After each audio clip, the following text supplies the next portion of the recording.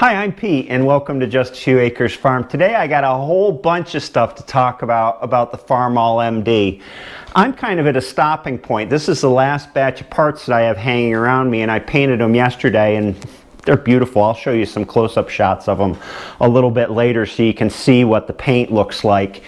And I'll also do some color matching. Some folks have mentioned that, geez, things look orange. It's the camera. I see it on my computer screen when I'm editing the video, and I think that's not the way the parts look. They're deep red.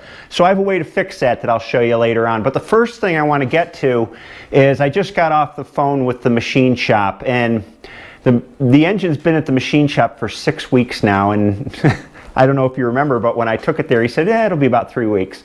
So my rule in dealing with things like this is always to be polite and reasonable with these folks. They've got stuff coming up all the time, and machine shops are awful busy these days. He told me that he just put an overhead crane in his machine shop to move the big, heavy Cat diesel heads around because they were backbreakers, and that put him down for 3 days not doing work. And he went through what they've done with the head and the block so far. They took the head all apart, they cleaned it, they're going to magnaflux it. Today he said he's got a guy working on the job because they want to get it out now. It's been there long enough. They had to make a special tool to pull the third valve out, the compression release valve, because the valve spring is recessed down in the head. So they had to actually make a tool because they couldn't use a regular valve spring compressor to get those out. But they got the head all apart. They're going to assess the valves today for wear. Being that this is a diesel engine, valve recession is really important. You want to make sure that if you grind the valves, every time you grind the valves, you're bringing them up into the head further, and it increases the combustion volume in the cylinder. So you have to be careful grinding diesel valves. They're going to check that out. I don't know yet if I'll need a new set of valves. The other issue with the valves in these heads is if the MDs aren't shut off right, if they're left on diesel or gasoline mode when they're shut off, those valves are protruding down into the combustion chamber a bit, and it gives them room to warp as they cool. So I don't know how the engine's been cooled down and shut off. Obviously we had some problems. The head cracked even though it was repaired. Those are unknowns. As far as the block goes, he's getting ready to bore the sleeves out. He takes and just bores the old sleeves out till they're paper thin, and then he peels the rest of the sleeve out, and then he goes through with a ball hone. And those bores need to be bright and shiny for proper heat transfer between the sleeve or the liner and the parent bore. Before he actually inserts the sleeves, he has to, after he cleans them, he has to go through with a bore gauge and measure all of the bores and check for roundness and check for straightness and check for size, and then he measures the sleeves to see if everything's going to go together all right. It's not uncommon for the parent bores to be out of round or a little bit out of size. Hopefully they're a little bit smaller than needed, so he can run a bore down those parent bores and take off any extra material to round up the bores and true them up before he slips the sleeves in. And the sleeves are a press fit, so they go in part way by hand and then they press in, but he likes to make sure that they're of the proper size and everything's proper before he starts pressing them in. What else about the engine? They have the crank out. They're going to mic the crank today, check it out. His thought is that probably the crank doesn't need to be ground, but they haven't measured it yet. Journals looked good. So that's an update from the machine shop. I've taken a lot of engines to him. I have trust, even though he's really busy. I know he does a good job in the end, and you just have to be patient. He said, like he said last time, it's been 2 weeks since I called him last time. He said, about a week. He said about a week this time. So, I don't know. I just have to be patient. The problem is, I've sort of run out of things to do here in the shop with the MD. I've got everything where I want it to be, and we're just playing a waiting game. But I got some other things to cover in the meantime. The first thing is I wanted to give you some close-up ideas of what the finish is like on these parts. It's nice glossy red. I know it's really hard to convey with the camera, nice and smooth and clean. I love it. I've only shown these in passing before, so just give you an idea. And over here's the carburetor. See if I can get that. And then I've got the pile of finished parts over here. And what I'm going to do through the magic of computers is color correct this So it looks to you just like it looks to me. And I'll do some close-ups. They sure do look orangey through the camera, but I think I have a way to fix that. So hopefully in this segment I'm showing you what I see. Next I want to update you on costs, and I keep a spreadsheet of the money that I spend. As you know, or maybe some of you don't know, at the beginning of this project there was a fundraising campaign for this tractor, and it raised a little over $10,000. It was about $9,600 in my bank account after fees and all that. So this is what I've spent out of it so far. The first is all of the basic engine rebuild parts: piston sleeves, rings, piston pins, piston pin bushings, head gasket, main bearings, rod bearings, cam bearings, a complete gasket set, and a new, salvaged rear main seal retainer. That was about $5,500. I bought all that stuff from Bates, who've been just awesome to deal with. Next cost, carburetor rebuild kit cost me $73 from McDonald Carb in Georgia.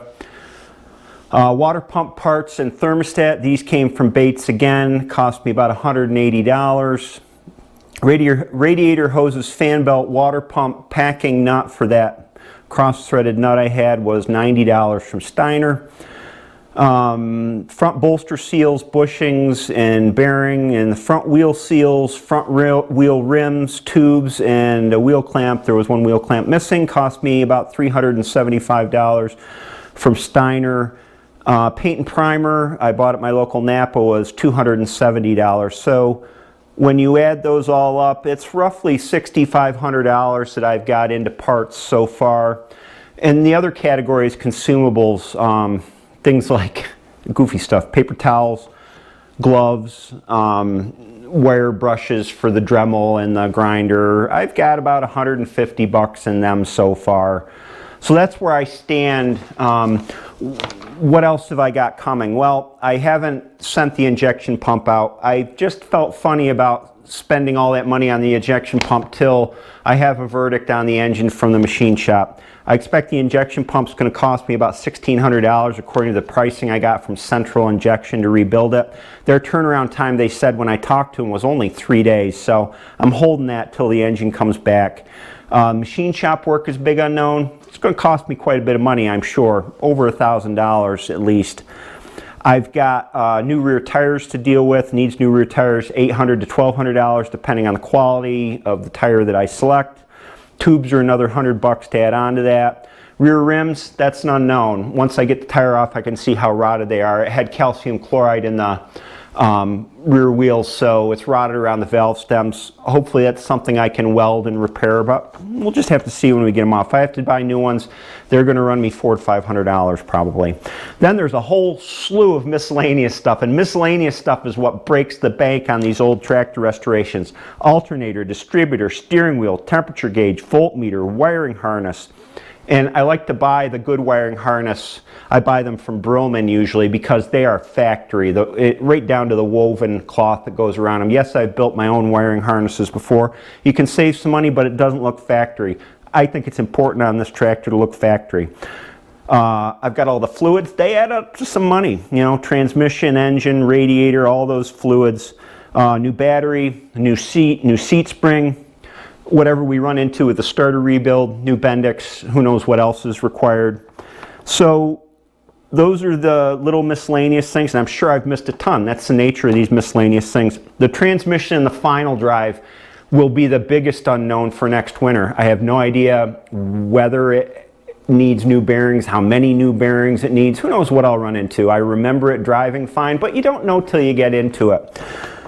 So that's where I am on costs. I'm going to be, you know, it really is a wild guess at this point. I think I'm going to be around 15 grand. I don't know. I haven't added all this stuff up. I know what I got into it and I went over it. I know what I'm going to run into approximately.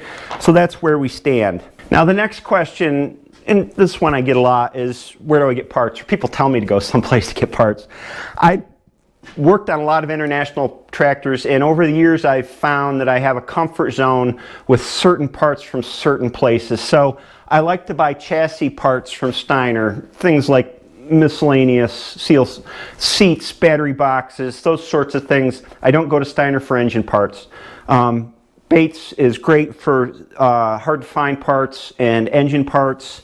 A lot of the time I get engine parts from my machine shop because he is a distributor for, I forget the brand, but he goes nationwide and sells Farmall rebuild parts. That has always worked out for me in the past. Miscellaneous things I have to go hunting for. Sometimes I find parts off eBay, used and new, and sometimes I have to go to specialty places like McDonald Carb and Central Injection. I found if you're going to buy all your parts from one parts house, you're going to have trouble doing that because they each specialize in different things, so I pick and choose based on what I need. Next thing, over here all covered up, I've got the old pistons, and for those that have been around for a while, you remember when we did the fundraiser, I said first 4 people that donate $200 get a piston, get an old piston, and I've still got them. I haven't sent them out yet. I don't know, I play it really safe, I guess. I want the machine shop done and the new pistons back, and knowing that the new pistons are what I need, and then I'll clean them up and send them out. I'm sorry I've been holding on to them so long for those of you that they're going to. They will come. Hopefully if the machine shop guy is right, they'll be coming in a week or 2 weeks. Now, on the nature of this hobby, because this is a hobby for me, tractor restoration is a hobby, I have more tractors than I need to run our farm by a factor of 3 or 4. This is a wintertime hobby for me, and being a hobby, it's not all about the practicality of cost versus return on that cost. Yes, I'll use this tractor farming. It's not going to be a trailer queen. The reason I restore tractors is because I enjoy using them. I just don't want it in a corner of the barn where I can look at when I walk in. I want to take it out and rake hay and things like that. But I'm going to have more money into this tractor than it's worth in the end. That's almost certain. I went looking for good used running MDs around the internet tractor house, which is always high, but I saw them listed some other places as well, and a good running MD, depending on where you are in the country, of course, goes for between $2,500 and $4,000. Straight sheet metal, decent tires, runs all right. A restored MD, I don't know. You know, restored tractors are all about how well the restoration was done. Somebody could have just slapped a coat of paint on a mediocre running tractor and called it restored. A nut and bolt restoration like this, I can't put a value on it because so much of me and my labor's into it, and that's why I don't restore tractors to flip them and sell them, and I don't worry so much about what they're worth when I'm done because I'm never going to sell it. In the ideal world, it gets passed on to my kids.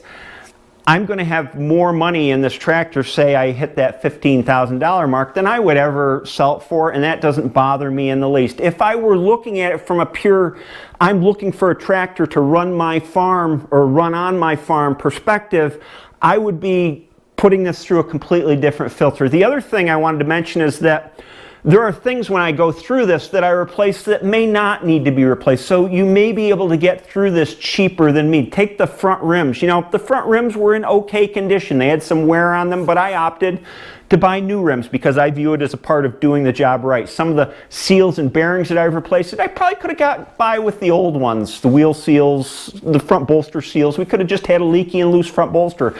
I opt to replace these things and spend the extra money. The dollars add up, but at the end of the day, it's what you have sitting in front of you that you remember more than the costs that you acquired or spent doing that, because as somebody commented in a recent video, the quality of the product that you have lingers in your mind a lot longer than what you paid for it initially. So it's a hobby. We get upside down in these things. That's okay in my book. I enjoy doing the work. It keeps me busy in the winter, but that's it versus the practicality side. I hope this answers some of the kind of frequently asked questions that I get from viewers. The next thing and the last thing is, where am I going from here? What's the next plan of attack and what's the schedule? Well, when the engine comes back, hopefully in a week or so, I know I've said that before, I'm going to take all these parts out and put the engine in here on a stand and assemble the engine. Assembling the engine doesn't take very long. I'm careful doing it, but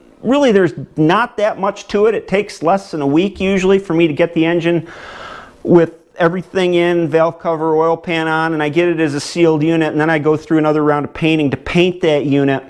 After that unit's painted, I pull the rear end back into the shop and I start building the tractor back up. Engine on first, and then the rails and the front bolster, kind of the reverse of the way we disassembled it. Again, that's not a long process. After that, there's a tuning process. All the linkages have to be set up correctly for the switchover. All the little bugs need to be worked out. I have no idea how long that will take. You never do. My goal is to get this running before we get real busy on the farm. The farm starts to get busier toward the end of March, and it just ramps up all through April, and then May we start really hitting the high workload point. So by May 1st is my hopeful schedule. So that's my update. I absolutely love this process, even with the rocks in the road that we've hit. That's what part of what makes it interesting. And we're just in a little temporary hold here now, and I'll get back to it just as soon as I have the engine back. I hope you enjoyed this video. I hope you have a great day, and I'll see you next time.